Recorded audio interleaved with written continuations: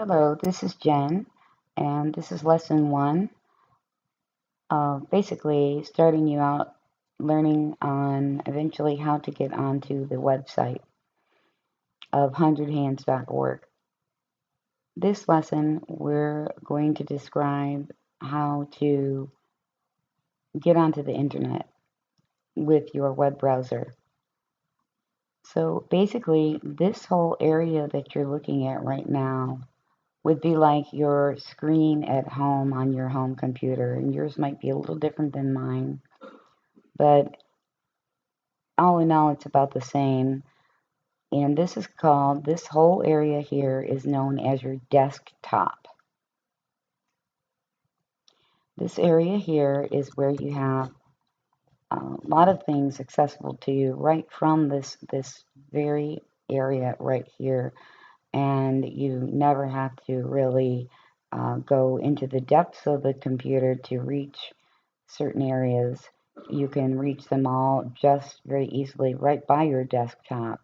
And I'm going to teach you off of this method, using this method of using the desktop on how to um, access your internet by using your browser.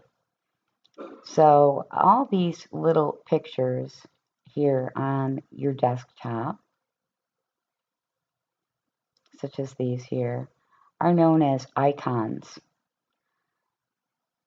Icons represent each individual program that can be opened up.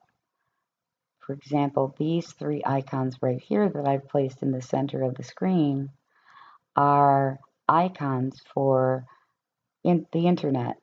This would be an icon for Google Chrome. This is an icon for Internet Explorer. And this is an icon for Mozilla Firefox. These are three of your well-known browsers that people typically use to get onto the internet. And this is how I'm going to show you how I'm going to show you to get onto the internet by using one of these three browsers to get onto the internet. So again, these are all icons on your desktop. Now, there are other ways that you can get to these programs, but for all intents and purposes on this video, I'm going to show you how to access them just from your desktop. So if your desktop does not have either Google Chrome, Internet Explorer, or Mozilla Firefox, check down at the bottom here. It's this area right here where I'm pointing. This is your taskbar down here. And if you look down here, and I've just pushed an arrow to go up on mine, I have a lot of icons on my taskbar. I also have, this is Microsoft Edge, which is a lot like Internet Explorer. I have Google Chrome right here. And you may have one of those two down there as well, or may have Firefox down there. So if you don't have them on your desktop, check down on your taskbar to see if they're there. If the icons don't exist anywhere on your desktop or your taskbar, contact me and I will then help you via another way to get you onto the internet. And you can contact me at any time for additional help or services if you need to. Just by going to the website after you've learned these lessons on how to get there, there is a help button there at all times where you can reach me, or you can access me via the email that you see at the bottom of your screen, or even by calling my phone or text messaging me, whichever is best for you at any time. So the first way we're going to do this now that we have learned this is the desktop area, these are icons, and each icon will open a program. We're going to start with Google Chrome. So in order to open up Google Chrome, all we have to do, whether it's here or whether it were down here, is to just double click with the left mouse button to open this up. and it should open just like that. And you may have Google. It may say Google, it may say Yahoo, it may say Bing, it may say something else, but you should be accessing the internet. If you don't have an internet page here, then, and it says you cannot access the internet, then you should contact either someone in your household that knows something about computers or accessing the internet, or you can contact me for further assistance. But if you see the internet here, then you're doing pretty well so far. So in order to make this bigger so that you can work with it, there are some buttons up here on the top. These two right here are mainly the ones you want to be concerned with.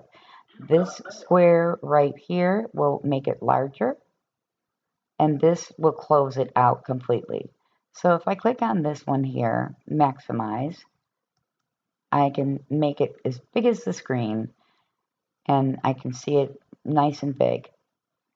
And then again, if I were to click that square and to restore it back down, I can put it back down to its regular size.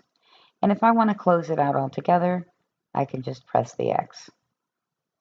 And the same for Internet Explorer. Double click.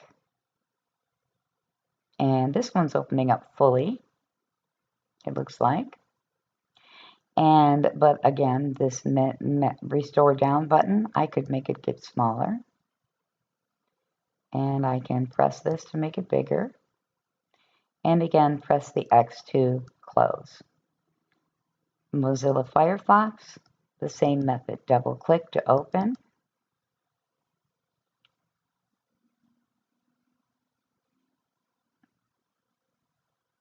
And this is asking me if I want to use Mozilla Firefox at all times. And I don't want to use it all the time for my regular browser, so I'm going to say not now. Notice this doesn't say Google. This has a Firefox search in it. But it doesn't really matter. It's still open to the internet. Again, I can size it down, or I can make it big. And again, after that, I can close it out by pressing the X. So basically, that's how we open the internet browser from our desktop, or even from down here. I can show you an example of opening Google Chrome, Microsoft Edge,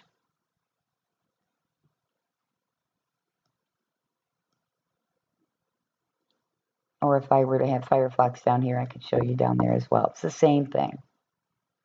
So basically,